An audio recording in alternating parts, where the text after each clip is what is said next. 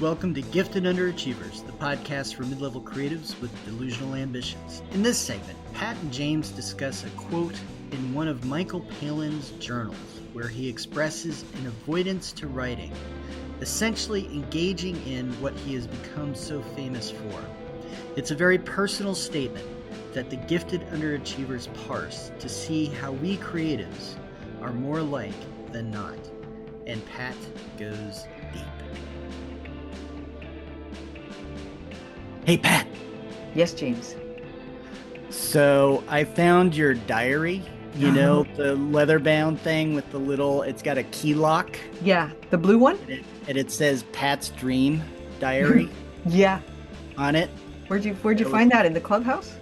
Yeah, it was down at, it was kind of under some brush outside the front door, like, it had fallen out of your book bag.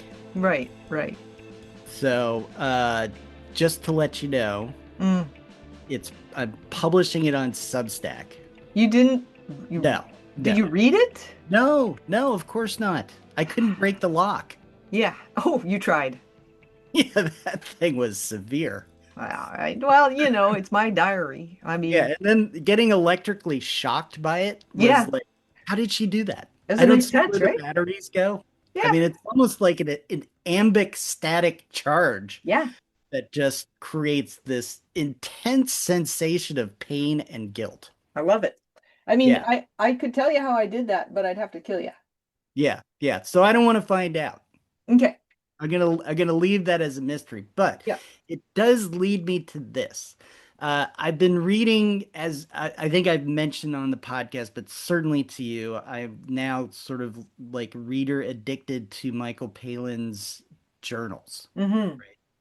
And he issues them in about I think they're basically about 10-year increments, give or take, right? Okay. And so I'm in the one right now, it's called Traveling to Work, and it's diaries 1988 to 1998. And so Wow. this is the period of his career when, the Monty Python thing had faded away.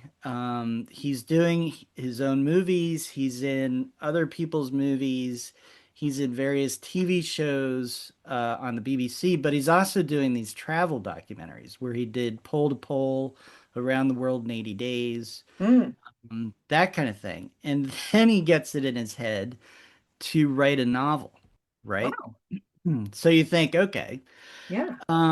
And there's this quote that I want to read you because it really resonated with me, that it really captures what we all go through. But the Mm-hmm. context here is he had written a play and everybody thought it was going to do great. The critics savaged it. Oh. So it did not do well. And one of the interesting things about his diaries or journals is he's not the most self-confident person you would think. He doesn't Mm. sit down and go, I'm great, and off he goes. There's always a bit of worry and how is this going to work and do people like it and that kind of thing. Right. So he decides to write this book. He gets into the middle of it, and it eventually becomes Hemingway's Chair, which Huh. is, so if people want to go look it up. But he writes this: there seem to be 101 things to do other than write the novel. I try to get to the bottom of this writing malaise. It's hardly writer's block. I can churn the stuff out quite easily, but I'm not sure where the reluctance to concentrate springs from. It is something I've felt before and something I know I'm prone to, an inability to concentrate on one single area of my life, the ability to be easily distracted by a phone call, a book, maybe something more abstract, an emotion, some obligation remembered, a twinge of remorse or regret at some connection made but not sustained. I seek inspiration from others, can't find enough of the real intense stuff inside myself. Wow. Yeah, Yeah. yeah. So this is a guy, by this point, his nonfiction, he's had one, maybe two nonfiction books hit bestseller lists, sell gobsmacking amounts of copies, and he's the guy who's co-written and been in Life of Brian and all this kind of stuff. And Yeah. here he is sounding more like me than not in this moment. Yeah. Yeah. You know? I think it's very interesting, because, well, I'm just going to make an assertion right now. Novels are hard. Novels are hard for anybody. I believe they're That's a harder than nonfiction. From my personal controversial experience. statement there, Dobie. Yeah, yeah, yeah. Controversial.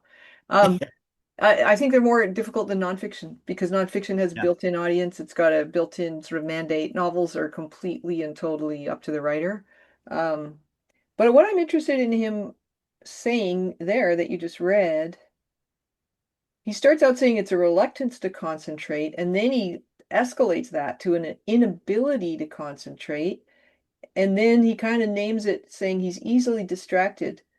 And, first he lists the sort of external tangibles like a phone call or a book. And then he goes into these intangibles that are internal, emotion, Mhm. memory, remorse. Um, and so it he's saying he can't find enough of the real intense stuff inside myself, but I feel like, what he's seeing is distractions. The external distractions are probably just distractions, but maybe his internal distractions are actually the intense stuff inside himself and he just can't hear it. Mhm. Yeah, I don't know, and it's very personal. Yeah, it is really personal, isn't it? This is somebody who like us all, and maybe, I don't know, some people feel these things a little bit more than others. Where, when I think of twinge of remorse or regret, this is, we've got a whole new nomenclature for things, but, like a twinge moment, right? Mm-hmm. Where it's like your brain sends it from the back of your brain to the front of your brain, like, oh, you're feeling good here. Remember this, Yeah, right? The yeah, time, didn't live up to some, ideal of yourself or whatever. And so it feels like he sits down to write or is thinking about sitting down to write, and he starts to these um, intrusive thoughts yeah, come to him in a way that really are distracting and he can't control. yeah. And like the subconscious is saying, be afraid, don't write. Oh, I Uh, see. I see where you're going with that. Yeah, okay. so there's that piece of it, which is there's a lot of psychology, I think, involved there. And then there's the part where he says, to be easily distracted. And this is pre-internet, so God I wonder almighty. what, happened to him. So this is probably, I think, in the year 95, 96. Yeah. So the internet is existent, but it's not out there yet. Mm-hmm. And so I'm curious. I will be curious when I read moving forward if he wrestles with that as a distraction, Mm-hmm. and those kinds of things. But yeah, and I also wonder, what do you think he means by where the reluctance to concentrate springs from? Do you think I read into that the reluctance, actually not reluctance, but avoidance? Yeah. Okay, we're just spitballing here because, it's a pretty rich little piece of text that you've sent and that you read out in that you can look back at it and go, reluctance to concentrate. I can relate to that. Sometimes, I'm working on a novel and sometimes I feel like I'm not bringing enough clarity to it. So I'm reluctant to work on it in that moment. And that moment Mhm. has turned into weeks because of my mom dying and all that other stuff. My ability to concentrate has really been hampered. So I understand that to mean to me, I know I'm not bringing the right quality of attention to it right now. I'm not capable of that quality of attention. So I'm going to wait till I'm capable of it. But let's face it, Mhm. capable never comes. Some Right. some years you're just never going to be capable of concentrating and with the clarity that you wish you could summon. Uh, Mhm. so I where the reluctance to concentrate springs from, I think he's describing things certain way. And he says it's something I know I'm prone to, an inability to concentrate on one single area of my life. I think you're right. It is avoidance, and I mean we're just pretending we know the guy, but if he's like me, I'll avoid something that I'm finding difficult. Hmm. That's basically, I mean, I don't like making phone calls. I'll avoid phone calls even if I know they're going to be easy. But Oh, like yeah, nobody can avoid a phone call. uh, Like I can avoid a phone call. really? You're good at that? Oh, I hate the phone. Yeah, Hate the phone. it's funny. I mean, I get a lot farther on the phone than I do. The things I've had to do on the phone because of my mom's passing and having to like the burial park, I couldn't book a certain day. I had to keep phoning. I had ended up phoning four Yeah. times. And I got a lot farther by phoning than I would have by trying to email. I would never have gotten a date. So, for the internment. But anyway, if we're just spitballing on Mr. Palin's 30-year-old diary entry, um, I would suggest that he's labeling as distractions, um, things that might in fact be context from the inside of his brain. Mm-hmm. It's telling him something that if he was not beating himself up about not being able to concentrate and not wanting to work on his stuff, on his novel, that he might be able to use in the novel, you know? Hmm. Yeah, I well, think. and I wonder too if maybe so he's somebody who's written a lot of very successful stuff by this Hmm. point. Yeah. And it's hard to know if the thing that you are working on now and that you have chosen to be the thing Yeah. is actually going to be yet another successful thing. True. And but maybe his subconscious is kind of like, this isn't it. You're not feeling that way that you have in the past when you've been doing stuff. Yeah. Um, and I think of some of the and it more comedic things that he's written where he really does these just incredible moments of silliness and inventiveness and uh yeah, just this silly inventiveness that's Hmm. off the charts, right? Yeah. And so that would have I think a sensation, and maybe he's not feeling that sensation. I don't know. And part of this isn't so much just to be about him, but just there's this internal world of creatives that's looks pretty consistent. There's a universal archetype here, Maybe. which I is, mean, we might be projecting. yeah, I mean, there's no, like, I can't say it's a scientific certainty or any kind of Yeah. certainty, but there is a commonality to this sensation of I'm avoiding my creative work because for I don't know why, or I'm so easily distracted, or other things feel so much more important. All these different kinds of things that we Yeah. all sort of go through, you know. Yeah, I think, if it hadn't have been a very successful creative person, Michael Palin, saying he's avoiding his work, I would say, well, maybe that's a mid-level thing. That the reason we're Mhm. mid-level is because we find it difficult and we avoid it. But if he's finding it difficult and avoiding it, and he's clearly not mid-level, he's up at the higher regions. And of course, if you're under 50, you probably would never have heard of this guy, but um, he was, and might still be quite well known. Who the hell knows? Yeah, so the idea that it's possible that all creatives feel this way. I think maybe the most successful ones have gotten over it. Like if Yeah. this is his fifth novel instead of his, third or fourth book overall, and the previous ones had been some of them had been fiction, he might be a little um more confident or a little more interested in getting down to work. Oh, interesting. So since it's a novel, he's a first-time novelist here. Yeah, it makes sense to That me that he'd that be context brings him back into our mid-level world maybe. because he hasn't proved himself Yeah. He to hasn't himself. proved himself and he hasn't done it before. He doesn't know that oh, well, same thing, proved himself. Yeah, he hasn't proved himself that it could be successful in the outside world. It got 3.4 out of 5 on Goodreads. Goodreads are like, they might as well just hold knives out as soon as you walk in there. Got 4.1 out of 5 on Amazon. Anyway, Uh-huh. that's besides the point because reviews don't mean that much. But yeah, I think it might partly be that he's feeling a little at sea. I mean, we Hmm. don't know. We'd have to ask. Yeah. Well, I think the other thing is this is someone who every morning that he gets up, this is his job to do, Yeah, right?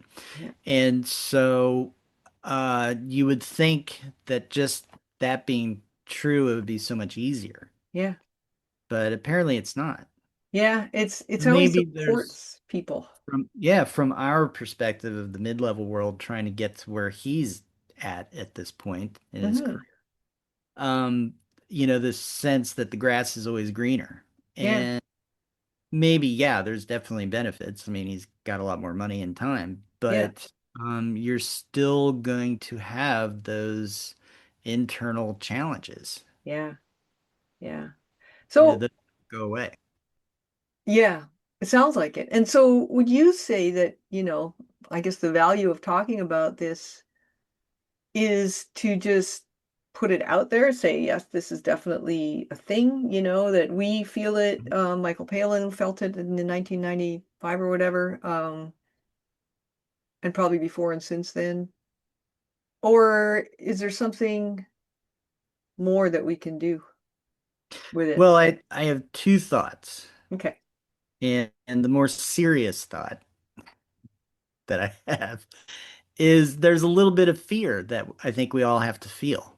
Yeah. And if you're not feeling that little bit of fear that you have to come over, and maybe a lot, um, then maybe that's part of the ingredients that makes something worth doing and make it good in the end. Yeah. Because if somebody just feels like everything I rate is successful, so blah blah blah blah blah, right? Yeah. Or every time I act, everybody flocks to the theater so I can be in anything I want. Yeah. That maybe that's not entirely true. And if you get to that level of comfort, maybe there's a laziness and a lack of humility and all that kind of stuff that makes the work less good. And so Yeah. we all need that little bit of fear. Yeah. Yeah. Okay. So that's a good point. Okay. I got to Okay. come back. I got to come back with more context. So I'm just looking at the inside of Hemingway's chair, which is the novel in question that he was working on. Yes. Yes. It's got two nonfiction books. He had written three other fiction books with Terry Jones. So he was Ah, collaborating. okay. He'd written a screenplay, a play, and five children's books. Mhm. So he's clearly a writer. This is the first fiction book that he's gone out on his own with. It was published, so obviously he finished it. It was published in 1995 by St. Martin's Griffin, which I think is an imprint of, oh, but well, Thomas Dunn Books, which is an imprint of St. Martin's. Who knows who bought them up in the last big tranche of, I don't know what they're part of now. Um, it's a comic novel. It's about a postman, etc., etc. I'm just looking for what I'm curious about is what he said in the acknowledgments. You know how sometimes writers will do a page of Right. acknowledgments? I'd love to know if he said, "Well, this was a real bitch to write. Thanks to everybody who helped me," Yeah.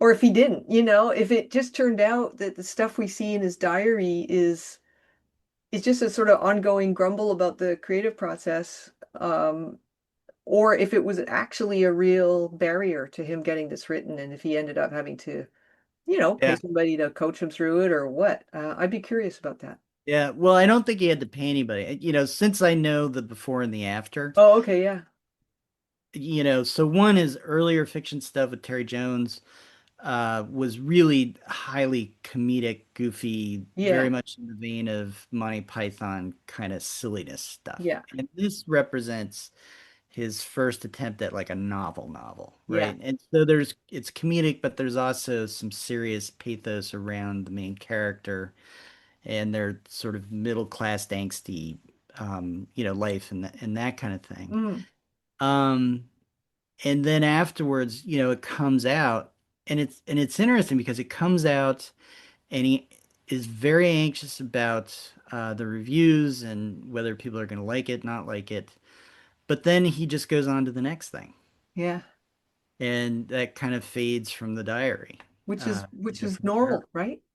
Yeah, which feels kind of normal. Yeah. For high level creatives, they do. They don't waste time on shit. They get on to the next project. Yeah.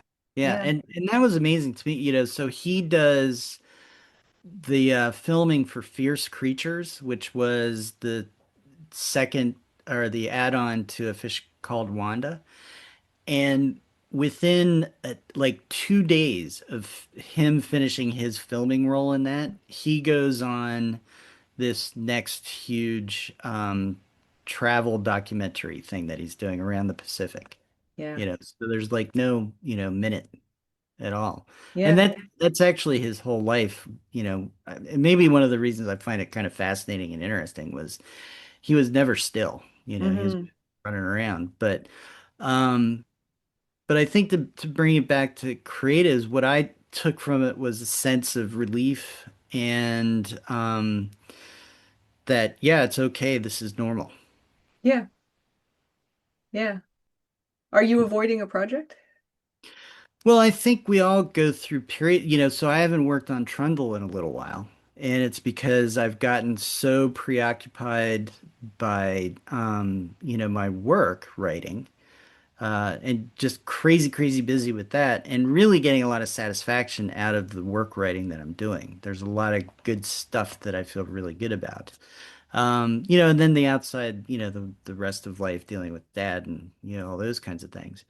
So yeah, I mean, I can easily identify, hardly writer's block. I can churn the stuff out quite easily. Yeah, when I sit down to write the Trundle stuff, it comes. Sometimes Hmm. it takes a little bit to get the wheel going, but Yeah. once it starts going, off it goes.